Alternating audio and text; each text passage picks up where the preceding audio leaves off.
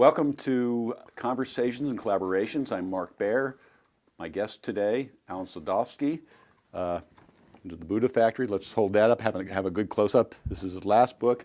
His new book is being written now. It's part of it's in his hands. And so welcome. And Thank you, Mark. Good to see you. I'm going to put this down. And so you're not only a poet, I would call you a promoter of poetry as well, an advocate of poetry, an advocate of the spoken word.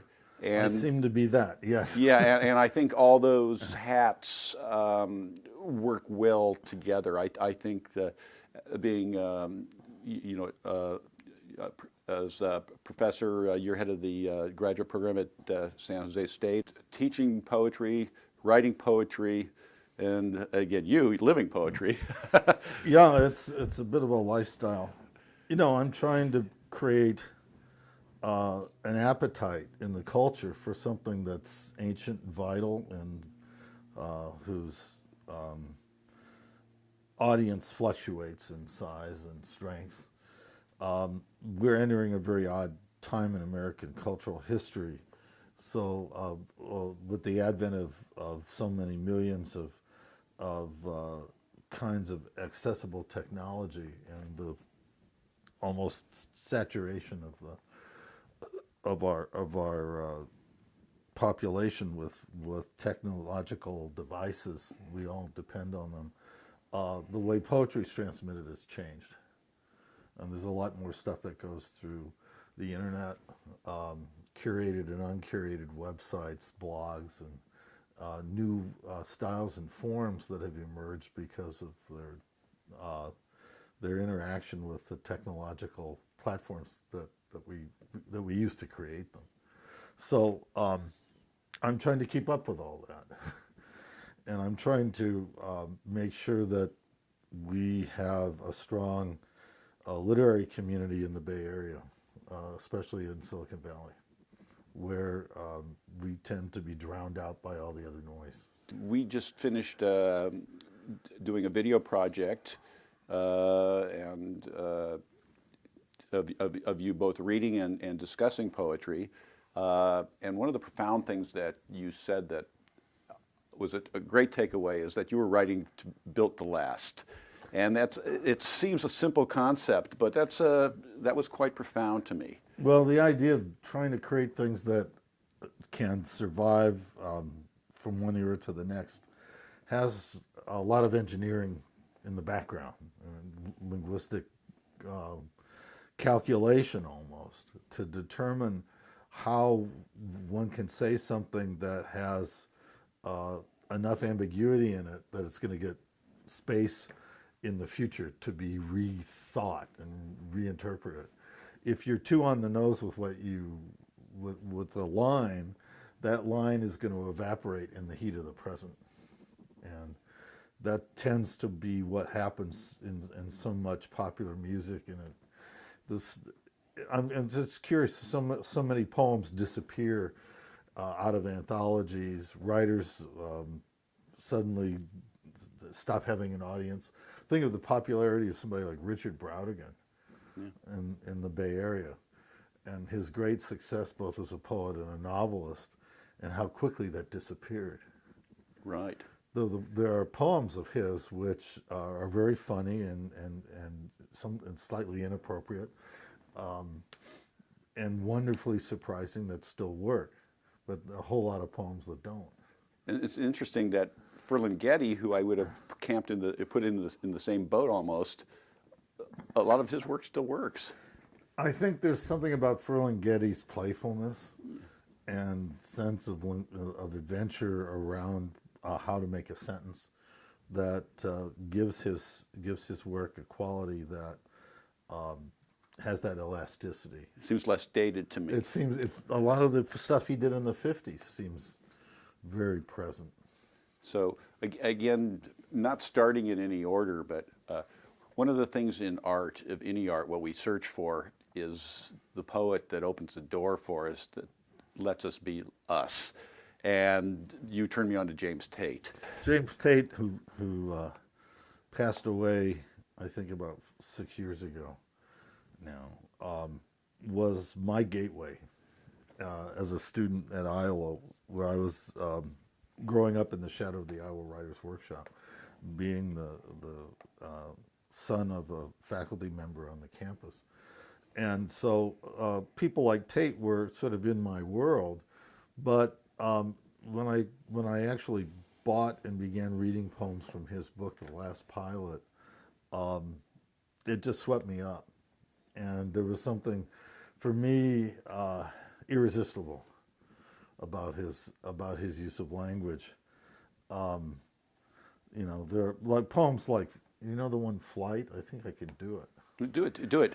This is a James Tate poem called Flight, and it's written in syllabic tercets. Like a glum cricket, the refrigerator is singing, and just as I think it is the only noise in the building, a pot falls in 2B. The neighbors on both sides of me realize they have not made love to their wives since 1947. The man down hall is teaching his dog to fly, and I consider the dust huddled in the corner a threat to my endurance. If you were here, we would not tolerate mongrels in the air, nor the conspiracies of dust. We would drive all night, your head tilted on my shoulder, and in the morning I would nudge you with my anxious fingers and say, already we are in Idaho. Wow. Wow. It's so good. That's a good James Yeah, Tate and it's so available, you know, complex writing, surreal writing, but available feelings. Well, what Tate talks about in interviews is he likes the idea of being able to make you laugh and cry at the same time. And if he can make you cry better, Yeah. is what he says at Yeah, the end of the poem. yeah, Yes. yeah. But he wants to dazzle you in some ways. You have to be engaged with the language.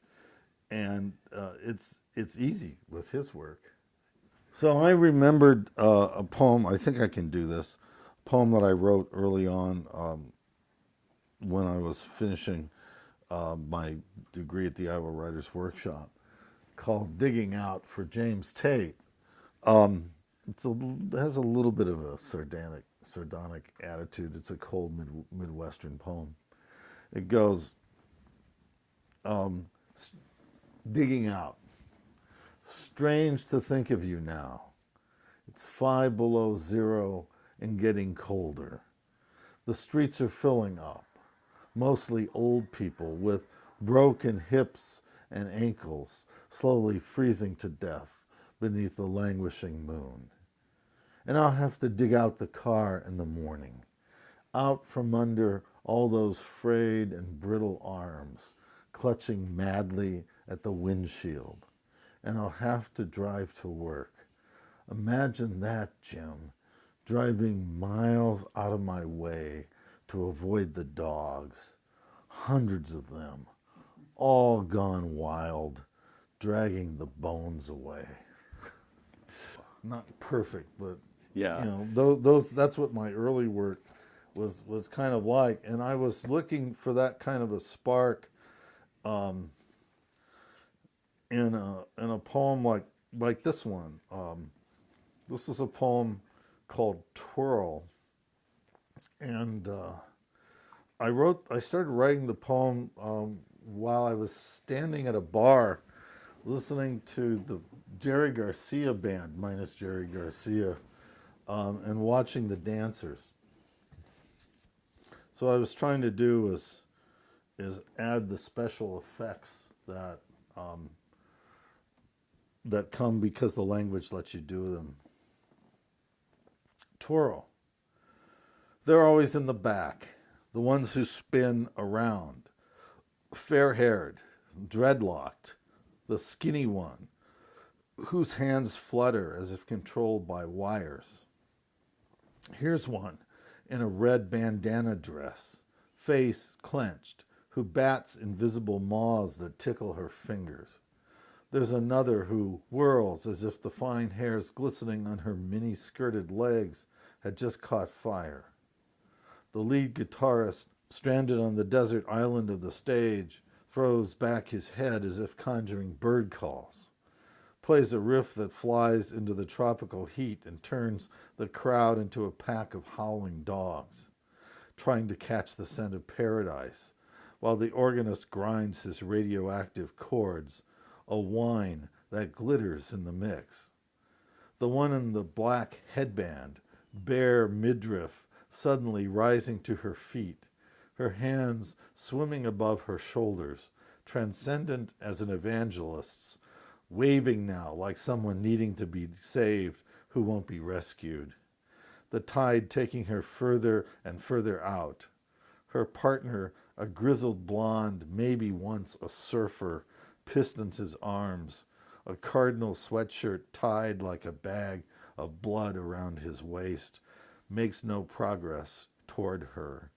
His fists, self-absorbed, tearing out chunks of air while the other dancers step around him, pogoing their necks to see the unseen thing that forces them forward, are what keeps them spinning further into the alcoves of their hair, into ghostlier recesses of the room, where a woman draped in a gauze of scarves can twirl until no self is left, only a mineral silhouette, a semblance of flesh whirled in the centrifuge of the music, round and round until she becomes something else.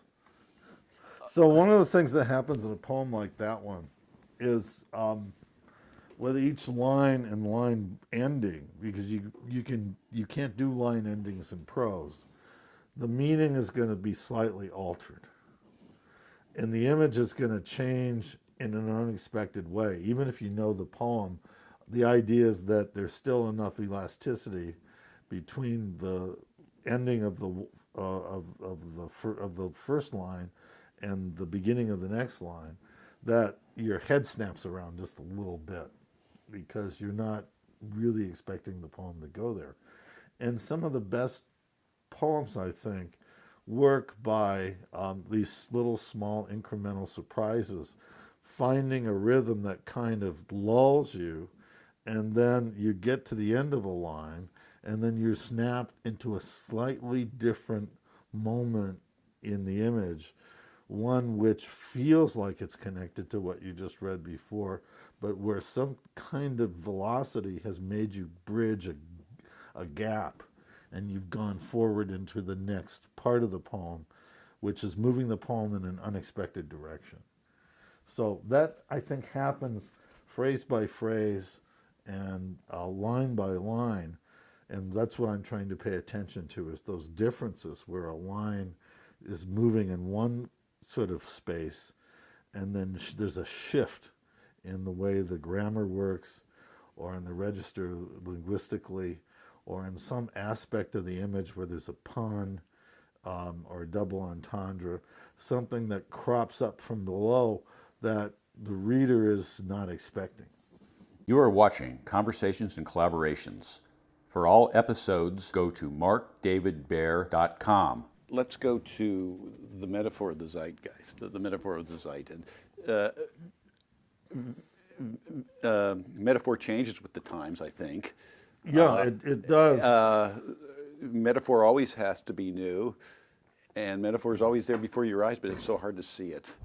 Well, you don't know what's going to happen, and you try not to know as a poet, but you anticipate, in the space that you can see, where I call it resonance, where the resonances are, so that the thing that you're describing or trying to talk about isn't so nailed to the page that there can't be other things associated with that image or with that phrase, so that the reader's attention is in fact amplified, that you're looking at a phrase that seems rather simple on the surface, like in the Buddha Factory, the title of the book, and yet, though there's a literal Buddha factory in China that I visited, the idea of thinking of a whole culture, of a nation, of a continent, as a kind of Buddha factory, or as moving on one's journey through life as being sort of put into a Buddha factory, that's stuff that comes later.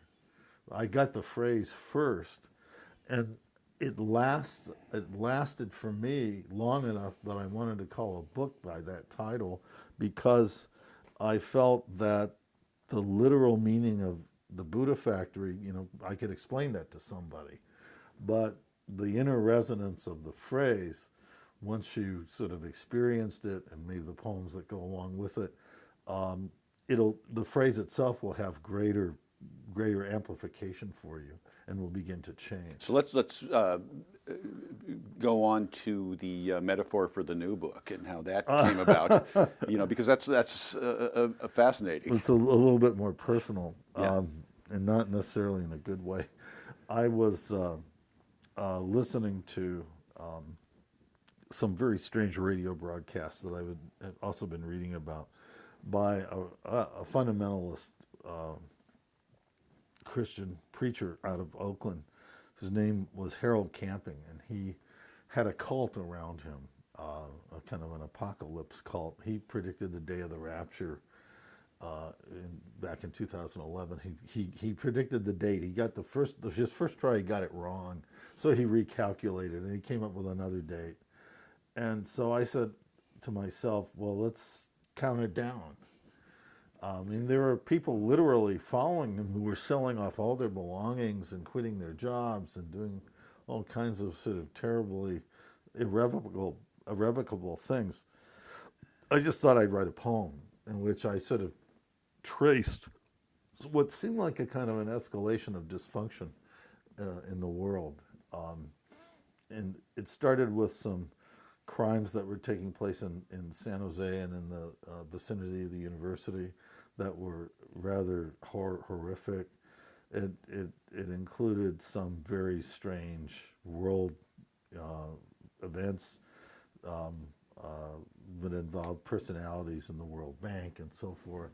I wasn't aware of how, when you start collaging these events on top of each other instead of trying to write a chronicle of them, as how odd that was. And then suddenly, at the end, the day that things were supposed to end, I wound up having an appendix attack. And I was standing on stage at graduation at my university. In full public view, I couldn't really stop. And I had to sort of power through it. And the next morning, I wound up going to Kaiser in an ambulance. I had a septic rupture in my appendix. So I got the message a little bit wrong. It wasn't rapture, it was rupture. And that was my rupture. The title of the book and the title of this sequence, which is about 28 pages of poems that are sort of short lines, but the stanzas are really unbroken, and then there are ellipses in between each section. The title is called Charts for the End of Days, and for the end of days is in parentheses. So that the idea somehow or other is I'm making a chart like a musical arranger would be making a chart, or a navigator on a boat would be making a chart. And I was trying to get as many possible ways that the word chart would resonate. And then for the end of days, well, it is literally what it was, but I wasn't expecting it to be the end of my days. I find that irresistible. Now, going back a second, we're talking about, again, two things. We're talking about the powerful metaphor. We're also talking about something that, about the poet not needing to understand, or not, as in the dream state, you don't need to understand. In fact, you shouldn't necessarily understand what you're coming up with. I will if I'm writing in another voice, if I'm writing in a persona, just so I can stay consistent. But if I'm not trying to stay inside of an invented figure or a historic figure that I'm writing from, I really don't want to know. Something that captures this really well is the poem Biology. Have you read that, and then we're going to talk about personas. So let's do this first. This is a poem from that'll be in the next book. It's not part of Charts, but it's in a section that follows the long poem. It's called Biology, And the only thing I know about this is that I'm squeamish. And the whole poem comes from confessing how squeamish I am and was. So this sort of remembers something that did happen to me. Biology. In junior high, I was the first to faint at the frog's vivisection. I broke into a cold sweat at the spurt of blood when the pin was inserted into its brain and the scalpel slid into the living belly and the skin was peeled back and the spaghetti of intestines pulled aside. I couldn't watch the ticking bag of the heart without becoming woozy, the world draining to white, hearing voices through my stomach asking if I was okay. Someone yelled to put my head between my knees, which I did, like I was examining the entrails of a dream. As I do now, half swooning, arranging the alphabet into decipherable threads that should not be dissected, except by the woman coming toward me, whose perfume is an encryption, a line on her jaw, and holding a blade in her mouth. And what does it mean? You don't know. I have no idea. Yeah. Was I talking about a literary critic? Yeah. Before we go to persona poetry, I was saying that it's so hard to keep up with what's current, what's happening, what's vibrant, what's immediate. I certainly recommend the work of Dean Young. Yes. His new book is over here. It's called Shock by Shock. Hold up Meredith Stryker's book, and here's Dean Young, Shock by Shock. Yeah, Dean had a heart transplant last year. The subject of the book is getting ready for that experience and surviving it. And it's really, I think, an extraordinary collection. Dean's a very, again, another very influential poet. And then I've been enjoying a great deal the new work published by Terence Hayes. Terence Hayes is a poet who came out of the Pittsburgh area and still lives there. And he was, he's an African-American poet, artist. He went to the university first on a basketball scholarship. And he's a poet who just has an amazing range of voices that he can write through. He has a whole series of poems, and I think it's in his second book, a series of poems written as fan letters to Michael Jackson.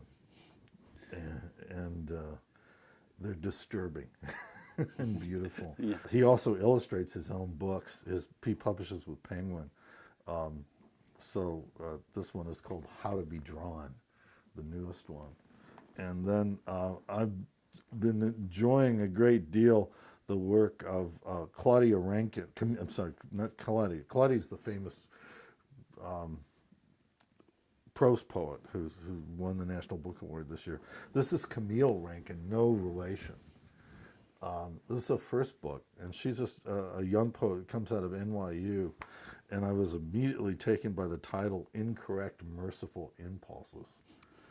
And her work is eye-opening. She begins a poem, Dear Patriot, Dear Catastrophe, none of this means what we thought it did. And those first three lines it hooked me, and I've read everything in here with great relish. She's a really powerful poet. I like the idea of writing in persona now. What persona poetry is, it allows you to write in a different voice. It's not really a new thing, writing in persona or writing dramatic monologues. But it's the idea that a poet can wear a mask. Keats called it negative capability. When thinking about how could Shakespeare write these amazing characters in this beautiful language, all from different points of view, both genders, all convincing. Now, how do you do that? I think you do it by getting into the feel of the figure through whom you're trying to write. So I've been thinking about Chet Baker, and I think I've been thinking about Chet Baker because of Kind of Blue, or Almost Blue, the movie that Ethan Hawke starred in, which has surprised me. Ethan Hawke got into the character. And I've been reading biographies of Chet Baker. Here's a poem that I wrote in the voice of Chet Baker, talking about persona, trying to get inside a little bit of his skin, which is a sort of a scary place to be. But he's such an iconic figure, I figured maybe I could take the risk of doing this. It's called Backslider. Finally, I slip into the effervescent darkness, where there's nothing but impudence playing in my ears, and something almost blue chills my fingers as if by remote control put the mouthpiece to the centrifuge of my lips. Yet nothing comes out but spit. My mouth had to learn again the taste of the lowest common denominator, my embouchure rebuilt for languor. Outside every day is summer, but I'm still cold. I only show as much emotion as a white t-shirt will allow. Yet my flat tone cracks at the first glint of feeling. You could say, this is cool, this aloof offhandedness. You could say, I am determined by the mellifluence of my skin, which I strive to defy with each performance. I can't keep myself from sadly ascending, putting into my veins a distillate of confidence. You could say with each shot I feel more in control. Resistance is futile. I am a purveyor of such an extreme West Coast form of handsomeness that my face in Claxton's photos is dazzling, almost radioactive, but like uranium is scheduled to decay. I should have known the more I crooned, the more I'd crave. Addicted to the ethereal, I played with just one tooth. Finally, the angels broke me, though I kept the radium of my voice. But I couldn't get enough to get out of whatever I was into. No one will know the whole truth. None of the women, and even my children, they don't get me. I never meant to have gone missing. I live for when the needle drops into the groove and my blood turns molten and I burn incandescent. Lately, I've been in the studio in the lulls between speedballs, making all believe what they have not understood, that there's a window where I can still play as good as I did once, forgetting nothing can hold me as I drift past the edge and on the way down, stop breathing. I'm Mark Baer. You're watching Conversations and Collaborations. Alan Soldofsky. Thank you, Mark. Beautiful.